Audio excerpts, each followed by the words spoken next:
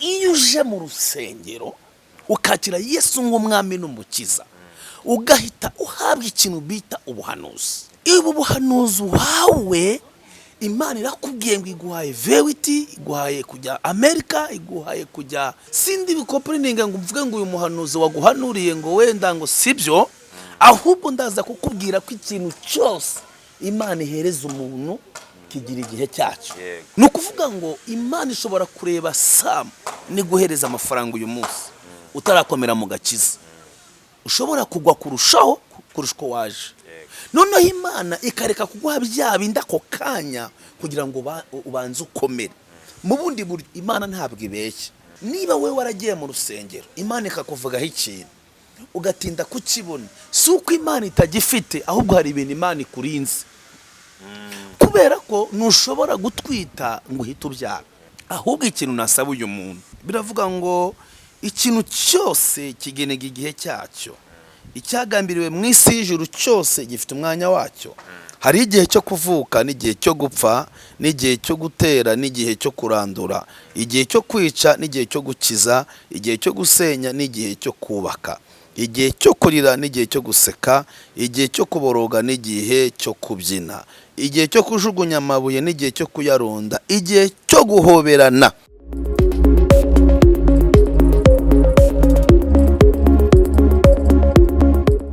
Yes, turabasuhuje mwese bakunzi bacu, bakunzi ba Sam TV, kumwe na Sam.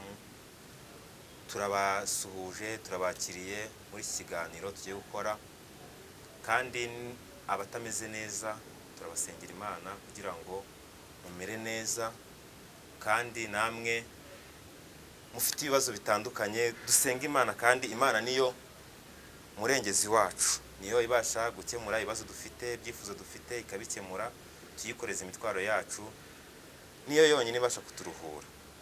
Ni karibu rero, turi kumwe n'umushyitsi, turi kumwe n'umushumba, turamwakire. Pastor kwakiriye kuri Sam TV. Amen. Sam TV Imana igumugisha, Imana ko turi hano kandi turanezerewe cyane ku mwanya nk'uyu Imana iduhaye ukuboneka hano kuri Sam TV ngo tubashe gutangaza ubutumwa bwiza bwa Kristo Yesu.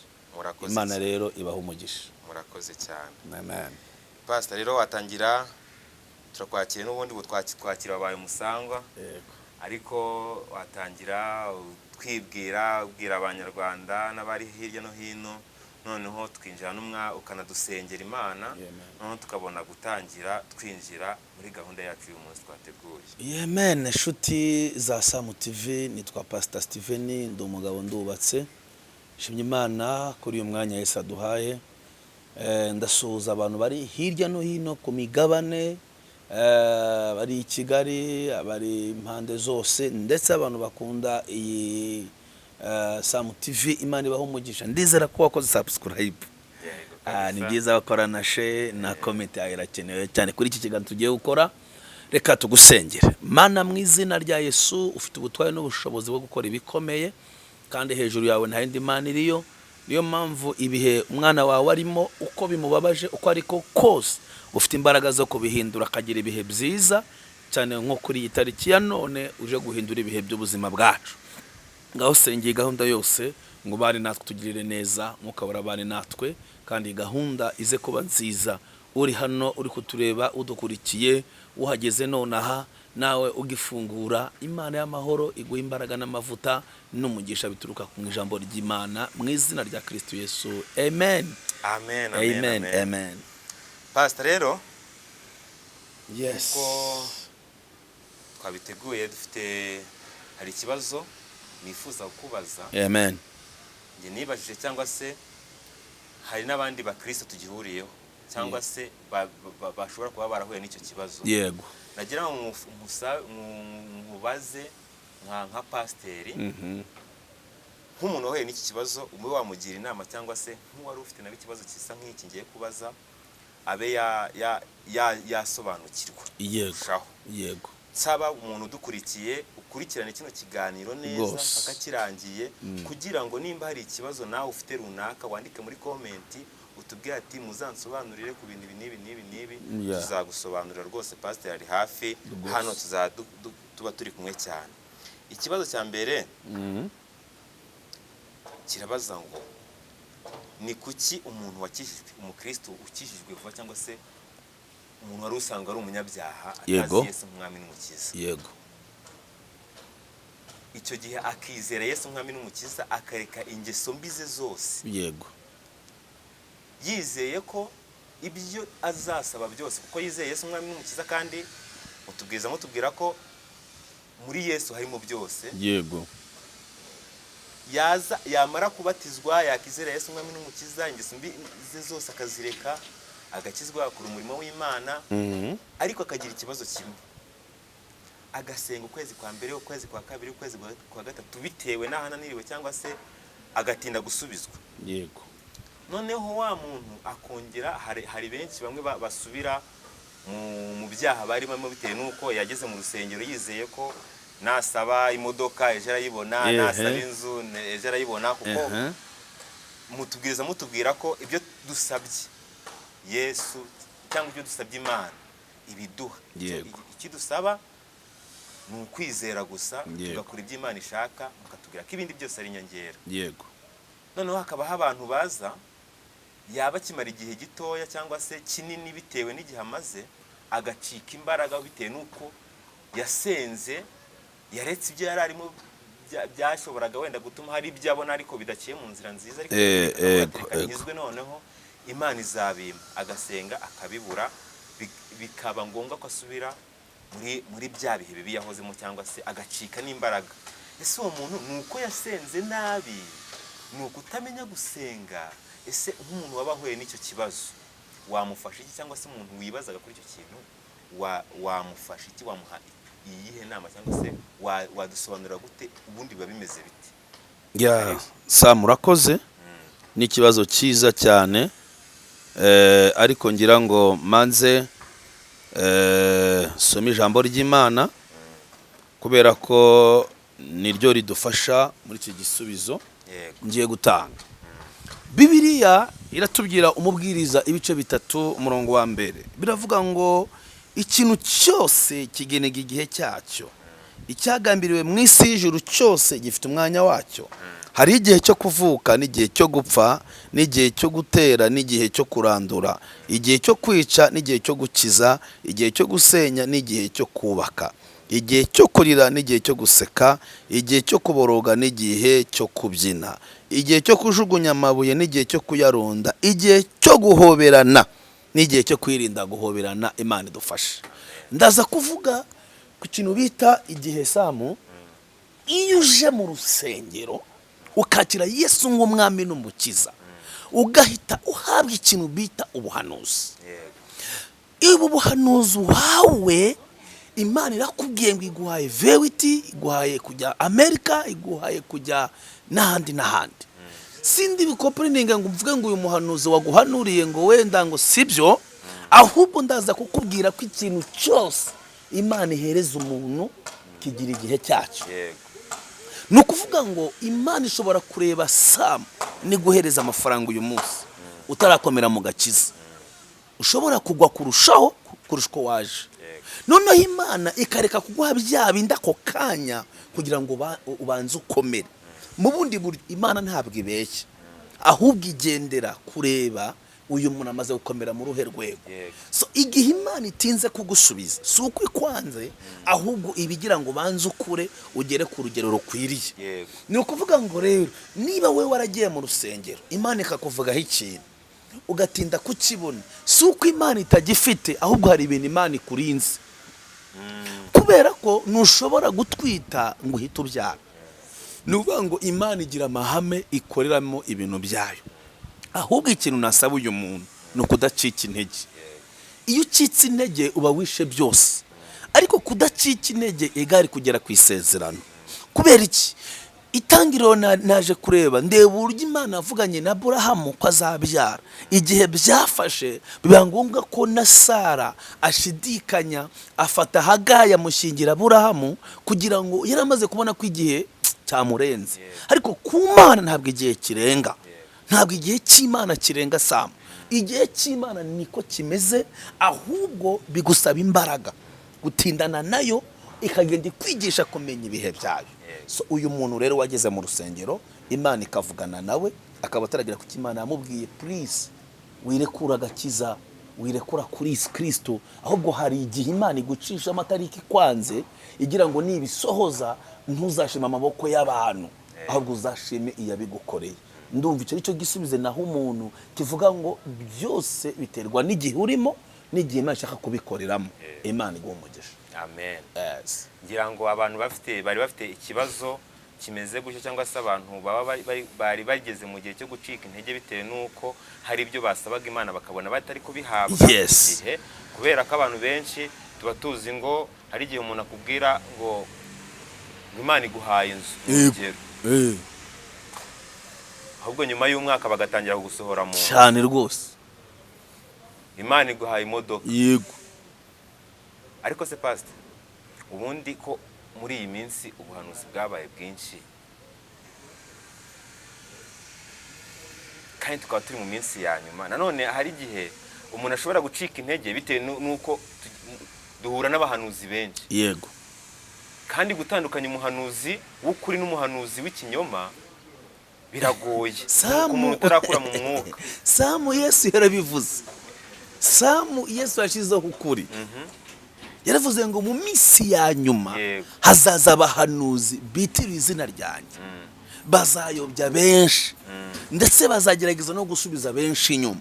Ariko Yesu baramubaza ngo none abo bantu ko bazaba bakora ibitangaza, bakora ibintu bikomeye, tuzababyirwa n'iki? Yesu arababwira ngo tuzabamenyera ku mbuto zabo.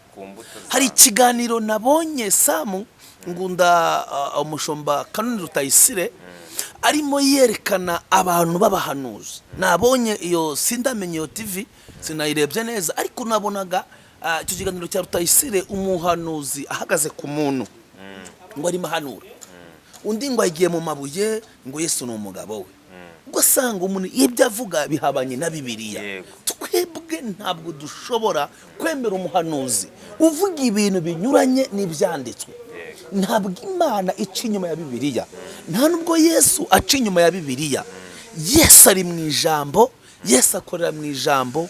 Wowe muntu wahanuriwe ibyo wahanuriwe byose kugira ngo ubipime neza umenye ko ari ubuhanuzi nyabwo, ubipimire mu ijambo rya Bibiliya. Ikindi Samu, n'umuntu atazaza hano kuri icano akabesha abantu. Niba umuntu adafite imbuto zigaragaza ko yakese umwami n'umukiza, nashaka abahanura ijuru rimanuke, uwo si we. Kuko hari abavuga mwami, Yesu ukuntu yavuze, yaravuze ngo abavuga mwami mwami so bazabona ubwami, ngo ahubwo abakora ibyo data ashaka. Rero gukora ibyo data ashaka no gukora iki? Gukora iby'ijambo ry'Imana rivuga. Reka mbwira umuntu ngurikira gukure mu rujijo, uzongere kurebera ku bahanuzi, ahubwo ujye urebera kuri Bibiliya. Umva sister wanjye, umva bro, nyumva nshuti yanjye, ndakwinginze mu izina rya Yesu nukongere kurebera ku bahanuzi. Umuhanuzi yagwa, umuhanuzi yasubira inyuma, ariko ntabwo Bible, ntabwo ijambo ry'Imana riziga risubira inyuma. Birambwira ngo ko yarari niyo munsi niko akiri. Please, nanjye ndi umuhanuzi, Imana iravuga, ibitangaza birakoreka. Ntabwo ndi muri babandi batemera ko Imana ikiza indwara, ntabwo ndi muri babandi batemera ko Imana ivuga. Iravuga, ahubwo ivugiye murinde, ivugira he, yavuze ryari. Ntabwo Imana ivugira hariho hose, ntabwo ari sonoteke, ntabwo ari radio. Imana igira aho ivugira, Imana igira aho ikorera. Niyo mpamvu ijambo rimbwira neza ngo niba ushaka ko Imana ivuga, funga inzugi zose, ujya ahantu hiherereye, wumva icyo Umwuka avugana nawe. Ejo rero udakomereka. Hari n'abantu banze itorero, hari n'abantu banze abashumba, hari n'abantu batagikunda abantu kubera ko bakomerekejwe n'iki? N'abahanuzi. Uwo ntabwo yari we, yari intumwa ya Satani. Rero ikintu tuzabamenyeraho Samu ni imbuto zabo. Bavuga ibyo gukiranuka, ariko imirimo yabo igahakana ibyo bagira gute? Ibyo bavuga. So umuhanuzi nyawe, uzambwire tugaruke hano dukore topic y'umuhanuzi nyawe, abantu bamenye ukuri, bajijuke. Kristo yadutumye kugira ngo tubwirize abantu ubutumwa bwiza. Ubutumwa ninde Samu? Ubutumwa ni Kristo. Yesu niwe butumwa. Ufite Kristo afite ubuzima. Ntabwo umuhanuzi ufite Yesu ateranya, ntabwo umuhanuzi ufite Yesu asambana. None hari akantu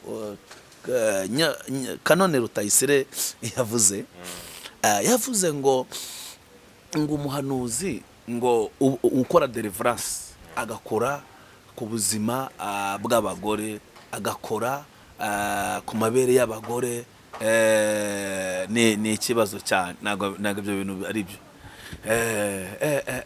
Agakora oya. Ntabwo waba uri umukozi w'Imana, ntabwo waba uri umuhanuzi ngo ujye gusambanya abagore ngo gukora deliverance. Iyo deliverance ntibaho, ubwo ni ubutumwa bupfuye kandi bw'ikinyoma Sam. Yes. Murakoze cyane gushyira umucyo kuri ibi bibazo twari twibajije. Rero nagira ngo ngusabe nawe dukurikiye, nimba hari ikibazo ufite cyangwa se hari ikintu ukeneye gusobanukirwa, Pastor turamufite hano kuri Sam TV n'uwacu.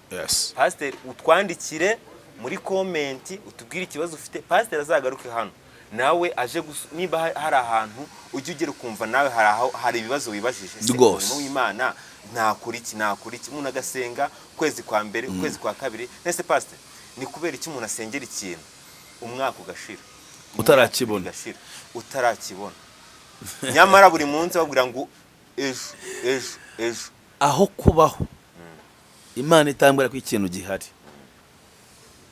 ndabaho ntizera ko icyo kintu gihari, nasenga ikambwira ko gihari. Kubera iki? Aho gutegereza ikintu ntazi, nategereza icyo nzi. None se umva impamvu, uzi impamvu habaho icyerekezo. U Rwanda rukaba rufite viziyo kugeza kuri ku myaka ine, no kugira ngo umuturage wese uri mu Rwanda amenye ko igihugu kigira icyerekezo. N'Imana igira icyerekezo Sam. Imana igira gahunda. Ikindi, umwana mfite abana babiri, hari umwana yavutse yambara pampa, ariko ari ryagera n'umugore pampa. Mu buryo bundi Imana iravuga ikareka nawe ugakura. Ikindi Sam tugomba kubwira abantu, ntabwo ibintu Imana yakubwiye bizagusanga ahantu uri. Iki kingicyo cyumve, niba warashizeho Sam TV kwari kugira ngo abantu bambisho kumenya ukuri. Ejo wabonye akantu wankoreye, nzana imodoka urayikora, sinakwishyura, ugerageza kukwera imbuto, ntakwishyuye ntiwamamagara kandi uri umukristo. Undi yari gutamamagara pasiteri amafaranga sinyabura, nyamara wamfashije ubu rero ni imbuto wanyereye. Ndi hano guhamya iki? Uri umukozi mwiza ukora amamodoka, ariko nanone hari n'abakozi babi. So hari abahanuzi beza, hari n'abahanuzi babi. Hari abakristo nabo beza, hari n'abakristo babi. Umuntu Imana imubwiye ko izamuha umugabo, atijya gusambana, ubu se nasohoje ubuhanuzi?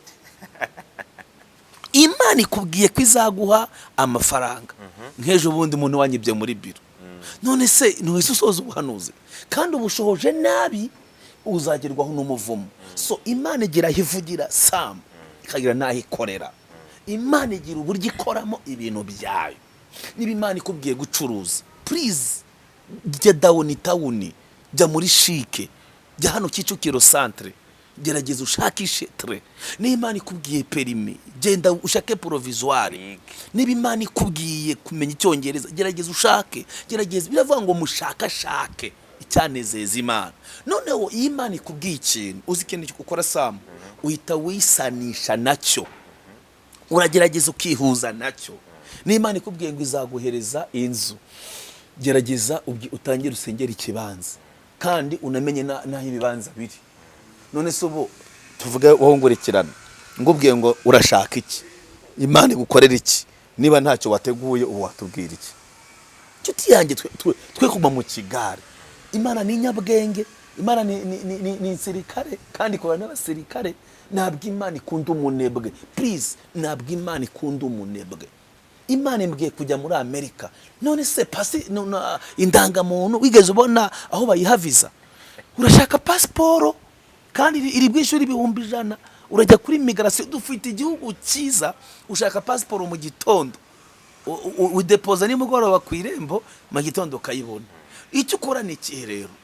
Niba ari Amerika hari amafaranga wishyura, ariko gerageza. Ariko dufite n'ibihugu bidasaba visa, nabyo gerageza ubijyemo, ushakishe.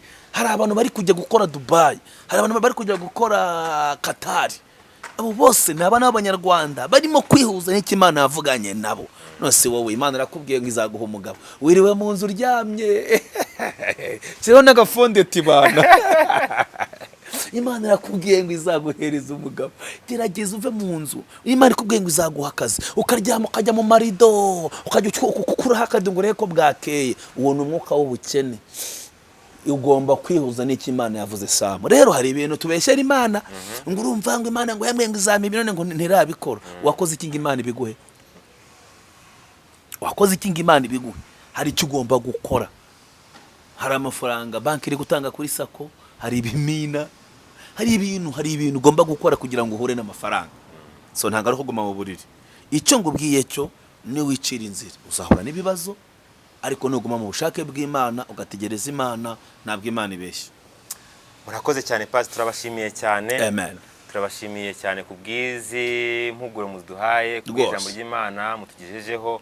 Buriya nundi muntu ufite ikintu nkuko naherekare mbivuga, nundi muntu wawe ufite icyifuzo cyane ufite ubuhamya ushaka kuza kuduha ubuhamya, watwandikira kuri nomero ubona kuri screen yawe, ukaduhamagara ukaza ukaduha ubuhamya. Ni karibu. Nimba hari indi nyunganizi watwandikira, ariko cyane ndakwibutsa kubanza gukora subscribe, noneho ukajya ukurikirana ibiganiro byacu bya buri munsi. Rero Pastor wakoze kuza kubana natwe. Amen. Ariko tutarasoza Pastor. Yes. Tutarasoza hari akantu nshaka ko nyine utubwiraho nk'ubuhamya bwawe ho gatoya. Ego. Ho gatoya nko mu myaka 10 ishize. Ego. Urumva turi 2025. Ego. Nko muri 2015. Okay. Guhera 2015 wenda kuzamura. Cyangwa se niyo twajya mu myaka 15 byaterwa naho ubuhamya bwawe wabuhera. Ariko impamvu nshaka ko waduha buno buhamya, ndashaka ko nabonye ukunda urubyiruko cyane. Ego. Ukunda urubyiruko, uzi iby'urubyiruko rukunda, uzi iby'urubyiruko rukeneye. Nagira ngo muri ubwo buhamya bwa cyase muri uko byari bimeze, ndashaka ko umuntu hari intumbero wifuzaga ko waravuga ati wenda muri 2025 nzaba ngeze kuri iki, ndifuza kuzaba ngeze kuri iki. Bisa ukaba warakigezeho cyangwa utarakigezeho. Yego. Hakaba hari amakosa ubona ushobora kuba warakoze. Yego. Wagira inama aho umuntu avuga ati wowe uri mu gihe iki n'iki wifuza kuzagira hana mu gihe runaka, wakora gutya kugira ngo yakosore. Yego. Ibyo urakoze cyane. Wenda nzagaruka mbaho n'ubuhamya ko namenye Yesu. Yego. Ariko ikosa rya mbere nakoze, ntabwo nakoresheje umwanya neza. Mu bihe nabayemo narasenze cyane, ndahanura cyane, ariko sinakoresha ibihe byo gushaka amafaranga. Ibyo ni ikosa mu buzima uyu munsi nakongera gukora. Then niba Imana iguhaye miliyoni, gerageza nushaka kugura n'icyana cy'ingurube, nushaka kugura inyana imwe. So hari ukuntu Imana iguha amafaranga ukayarya uzingeje uzabona ndi, kandi kumbe yari yaguhaye ngo uyashore. So ikosa rero nakoze mu myaka ishize, nagiye mbona umugisha Imana impaye, ngumva ko nejo uri buze, hazamo covid, hazamo ibibazo, isengero bibazo. So bituma niga gukoresha igihe neza. So ndagira ngo amahirwe ufite uyakoreshe neza, igihugu Imana iguhaye ugikoreshe neza. So umwanya wose wicayemo, iyo ntebe urimo hari abandi bari bayirimo, iyo modoka utwaye hari abandi bari bayitwaye. Ibyo ubona ko ari ibyawe si ibyawe, ahubwo bikoreshe neza muri hakanya Imana iguhaye. Nzagaruka mbabwira ukuntu ari umusitari. Nari mumbwira mwene data ukuntu nari fite dread, nakundaga dread cyane. Wacu ni Rubavu ku mazi, iyo nabaga ndi koga ngazamura dread ngazizunguza, numvaga ibyo bihagije. So nukuvuga ngo rero hari ukuntu umuntu akunda ikintu, nkuko umuntu akunda imodoka, nkuko umuntu akunda inzu, nkuko umuntu akunda kwambara size niyi, nanjye niko nakundaga dread. Icyakora njyewe nanywaga n'itabi, nanywaga n'urumogi. Iki njye abantu, ntabwo umuntu ufite dread anywa urumogi, ntabwo umuntu wese ufite dread anywa urumogi, ahubwo umuntu ashobora kugira dread kuko azikunda, nkuko umuntu akunda guterura ibyuma, nkuko umuntu akunda tatuwaje. Nubwo tatuwaje Bibiliya itabivuga kimwe, urumva, ariko umuntu yataramenya umucyo ntabwo wamubwira ngo iki niki bataramenya kibi cyacyo. Tuzagaruka tubivuga n'urubyiruko. So ni byiza rero mw'abasore n'abakobwa ukoresha igihe cyanyu neza, ntimugipfisha ubusa. We kuryama ngo amafaranga ari bwizane, kora kandi saving. Yes. Please Sam, ikintu ugomba kubwira abantu, ikintu bita saving. Shuti zanjye, saving. Nushake ujye muri Ejo Heza. Hari ikimina kiba muri MTN ubitaho duke nacyo wakijyamo. Hari ukuntu bagenda wizigama igihumbi, hari ukuntu bagenda wizigama 2. Inzoga ntago ari nziza, ntago akabara ari keza, ntago abakobwa ari beza. Ibyaha birica kandi birasajisha, kandi iyo umuntu akora ibyaha ntabwo atera imbere. Please ngana ku musozo, ndakwinginze muri Kristo Yesu, niba utarakizwa nyemerera wature amagambo ngo mwami Yesu, ndakwakiye nk'umwami n'umukiza w'ubuzima bwanjye. Guhera uyu munsi unkure mu gitabo cy'urupfu ukire mu gitabo cy'ubugingo. Ndakijijwe, mbaye umwana w'Imana, kandi nakiye agakiza kampindura mu izina rya Yesu. Uri hafi aho hariho nimero ya Sam, arakubwira aho dusengera, ni hano muri Dezami, ni hafi, karibu dusengana Imana. Ikindi nshuti yanjye, wakwegera urusengero rw'umwuka ugashaka Yesu. Ikindi, Yesu ni umuntu ku giti cye, agakiza ntago ari mitiweli, agakiza n'umuntu ku giti cye. Kandi gukizwa ntago ufitiye inyungu nge, ufitiye inyungu wowe. Ndababwira ukuntu ari umurasta, ukuntu anywaga urumogi bitewe n'ingaruka za jenoside, babwira ibihombo nahuye nabyo, babwire n'inyungu nabonye maze kwakira Yesu nk'umwami n'umukiza. Mbifurije umugisha no gutegereza igihe cyawe, kwihangana mu bibazo byose uri gucamo, ugakomera udakomejwe n'abantu, kuko abantu bazakurekura. Ahubwo ukomejwe n'iki Imana yavuganye nawe, kongera gushaka ubusabane bwawe.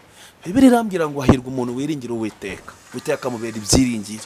Dawidi yaravuze ngo Uwiteka ni umwungeri wanjye sinzakena. Zaburi ya 23 ngo andyamisha mu cyanya cy'ubwatsi bubisi, ngo naho nanyura mu gicucu cy'urupfu sinzatinya ikibi cyose. Nuko Dawidi yari yaromatanye n'Uwiteka. Ndakwifuriza ko matana n'Imana. Reka ngusengere.